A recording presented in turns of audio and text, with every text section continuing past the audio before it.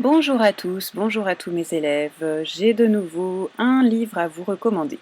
Cette fois-ci, je vais m'adresser aux plus jeunes, sixième, cinquième, mais que les quatrièmes et troisièmes ne se privent pas.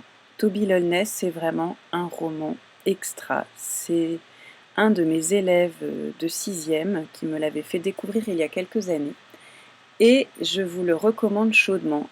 Alors voilà ici à quoi ressemble la couverture du tome 1, car vous savez que Timothée de Fontbelle a beaucoup à écrire et il a écrit ce roman en 2 tomes. La vie suspendue, c'est le tome 1 et le tome 2, c'est Les yeux d'Elisha. À quoi ressemble Timothée de Fontbelle? Eh bien voilà, c'est un auteur ici que vous voyez qui s'accoude sur ses différents livres et il faut que vous sachiez que Timothée de Fontbelle a été enseignant.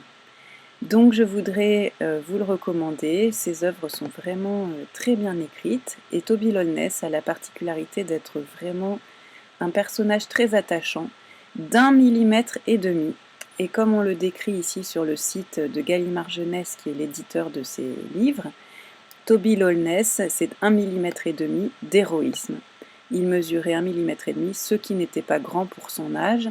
Il faut que vous sachiez qu'il vit dans le peuple du Grand Chêne et qu'il ne connaît aucun autre univers que celui de l'arbre. Donc il creuse les maisons dans les branches, ils font travailler les charançons, et le père de Toby, lui, est un savant génial et sage qui a refusé de livrer le secret d'une invention révolutionnaire qui permet de transformer la sève de l'arbre en énergie motrice. Voilà que Toby va aussi rencontrer Elisha qui devient son ami, mais la famille Lolness a été exilée dans les basses branches, près de la frontière des Pelés, et il va lui arriver 1000 aventures. Alors certes, le livre est long, mais je vous garantis que 320 pages pour ce tome, on les lit très vite quand on est captivé par l'histoire. Ici, vous avez la possibilité sur ce site, gallimard.fr, d'écouter un extrait du tome 1 et d'écouter ici un extrait du tome 2. Et comme vous le savez, moi j'aime toujours les histoires où il y a un peu d'amour.